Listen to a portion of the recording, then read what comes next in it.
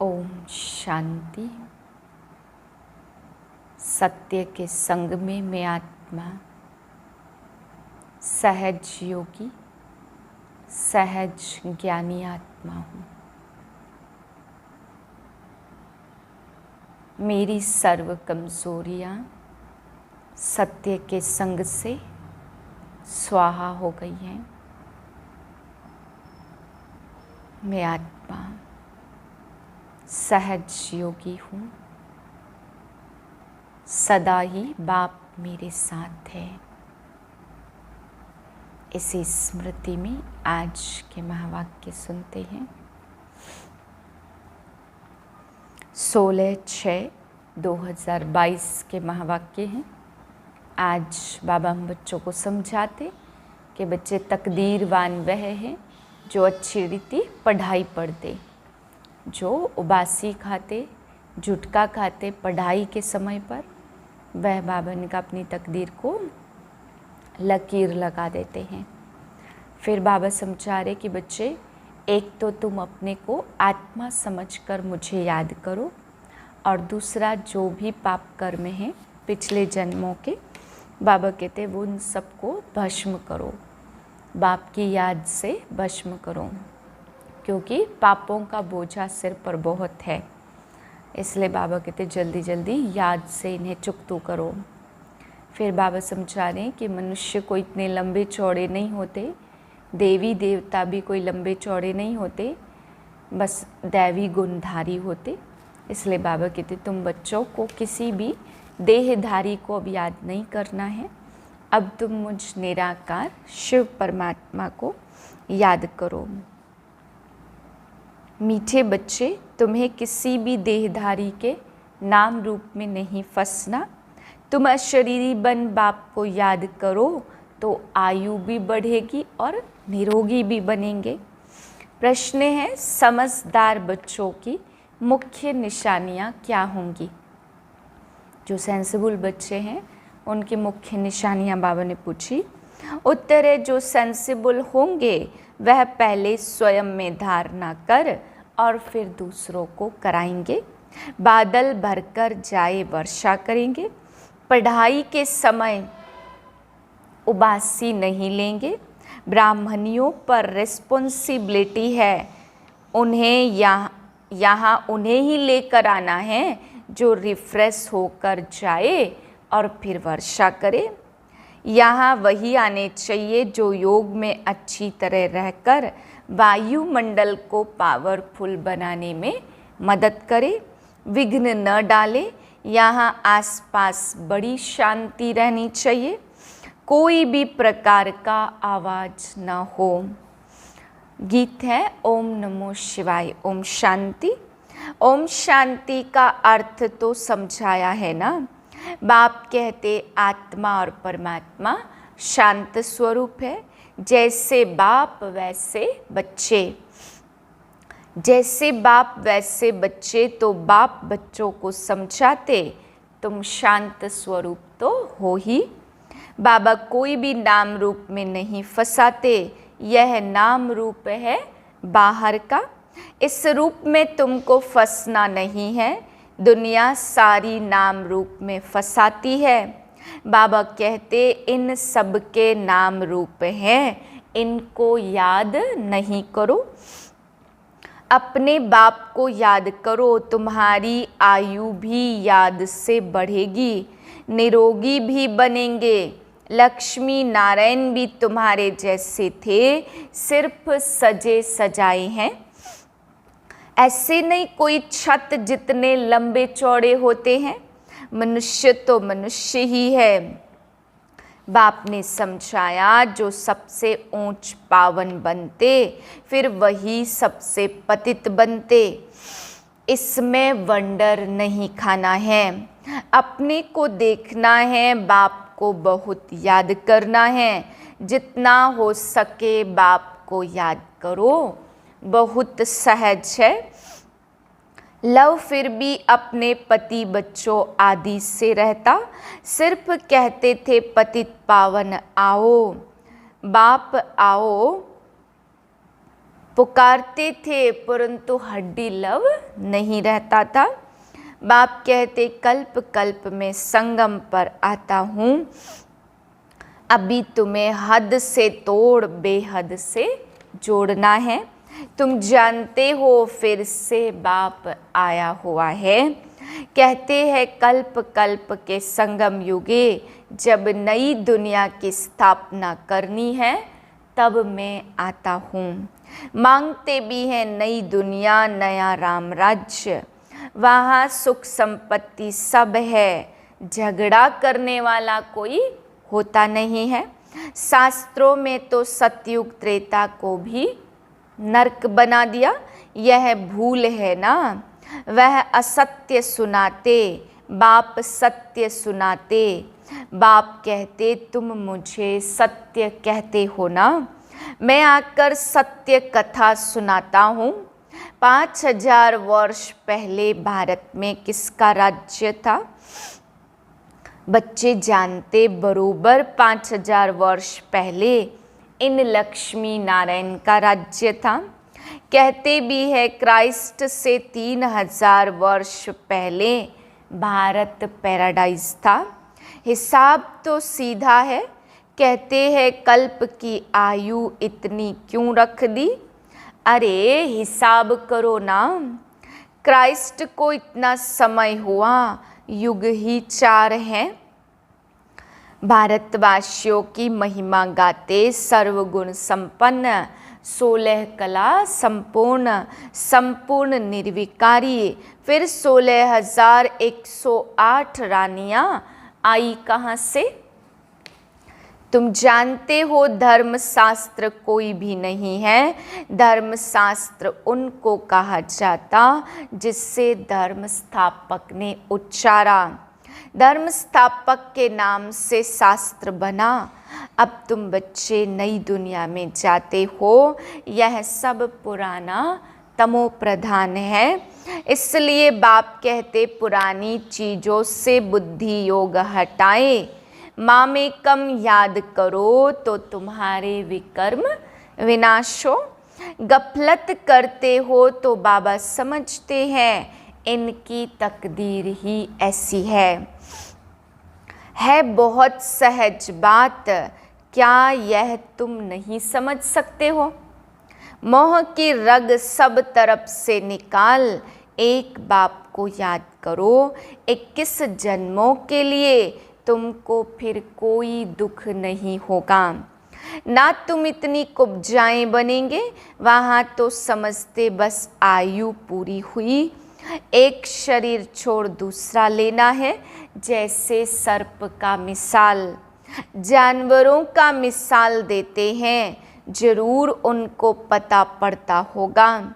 इस समय के मनुष्य तो जाजती अक्ल जानवरों को भी नहीं होती। इस समय के मनुष्यों से जाजती अक्ल जानवरों को भी होती है। भ्रमरी का मिसाल यहाँ का है, कीड़े को कैसे ले जाती। अब तुम्हारे सुख के दिन आ रहे हैं। बच्चियाँ कहती हम पवित्र रहते इसलिए मार पड़ती है। हाँ बच्चे, कुछ तो सहन करना ही है। अबलाओं पर अत्याचार गाए हुए हैं, अत्याचार करे तब तो पाप का घड़ा भरे।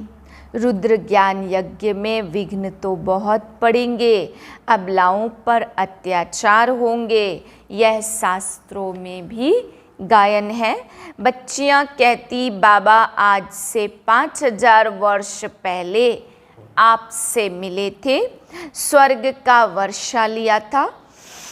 वह तुम्हारा बाप टीचर सतगुरु है, इन द्वारा सीख कर औरों को सिखलाते हैं।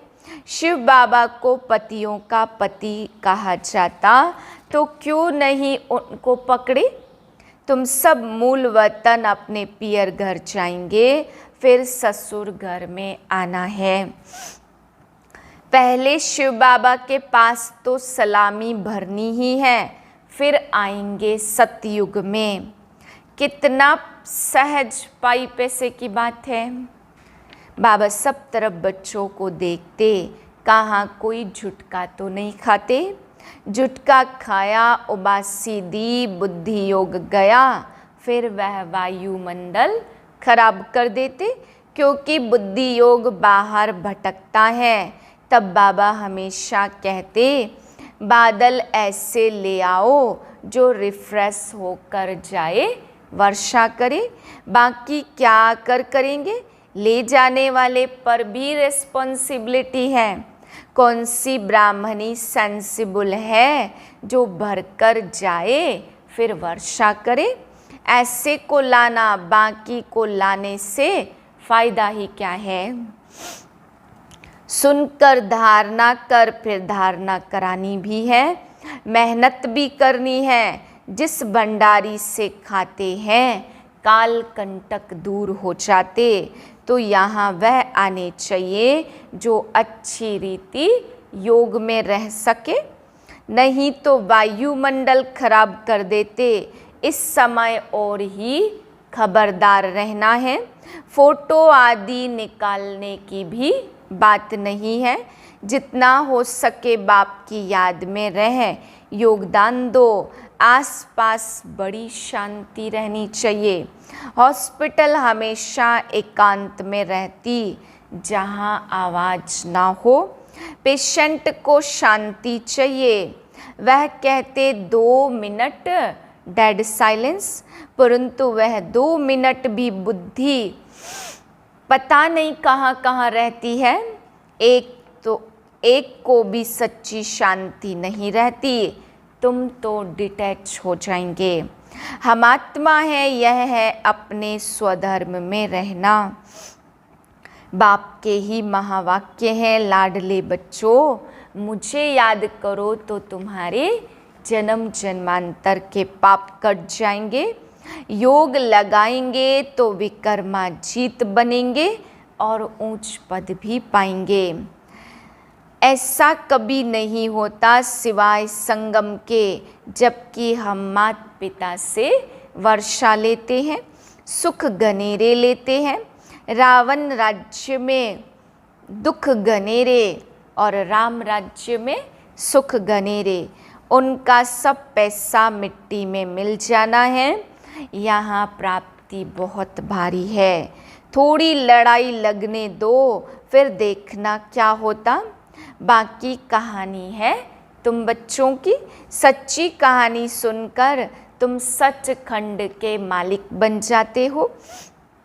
निश्चय बिगर यहाँ कोई आ न सके, यह तो पक्का निश्चय है ना। तुम बच्चों को कोई गफलत नहीं करनी चाहिए। बाप से पूरा वर्षा लेना है, जैसे मम्मा बाबा ले रहे हैं। अच्छा, मीठे मीठे सिक्के लदे बच्चों प्रति माता पिता बाप दादा का याद प्यार गुड मॉर्निंग। रूहानी बाप की रूहानी बच्चों को नमस्ते। हम रूहानी बच्चों की रूहानी बाप को नमस्ते। धारणा के लिए पहली पॉइंट, शरीर से डिटैच हो स्वधर्म में स्थित रहने का अभ्यास करना है। जितना हो सके मोस्ट बिलवेड बाप को याद करना है। मोह की रग सब तरफ से निकाल देनी है। दूसरी पॉइंट, पढ़ाई पर पूरा ध्यान दे। अपने ऊपर आपे ही कृपा व आशीर्वाद करनी है। बुद्धि योग हद से तोड़ बेहद से जोड़ना है। बाप का बनकर पूरा पूरा बलि चढ़ना है। वरदान है, सदा सत्य के संग द्वारा कमजोरियों को समाप्त करने वाले सहज योगी सहज ज्ञानी भाव।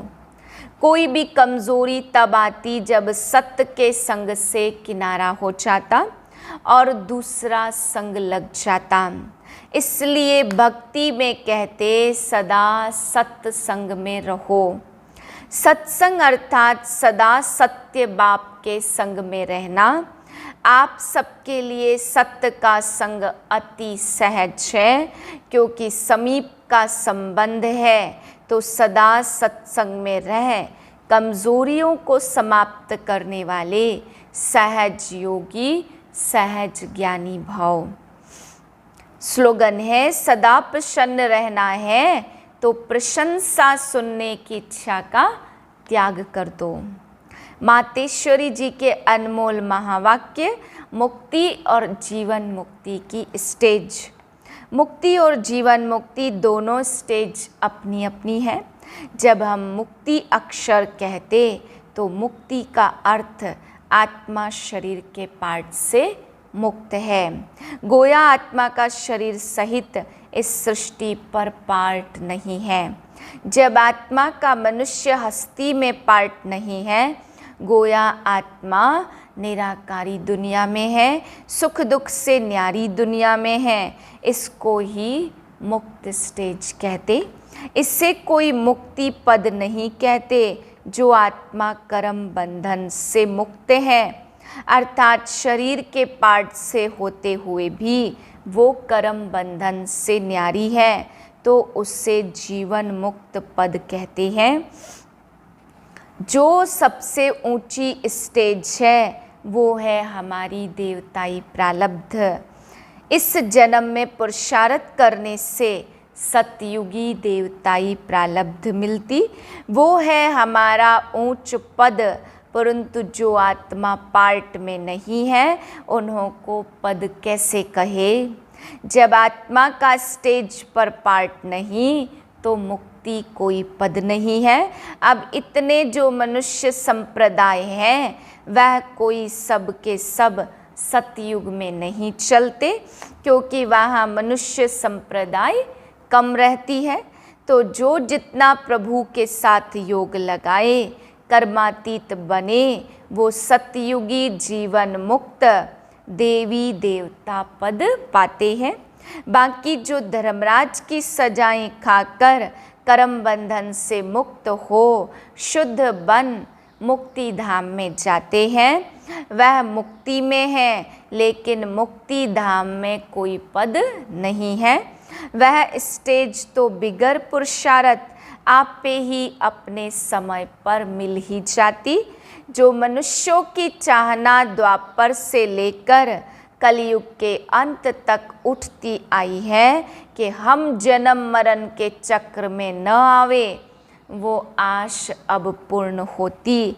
मतलब तो सर्व आत्माओं को वाया मुक्ति धाम से पास अवश्य होना है। अच्छा, ओम शांति।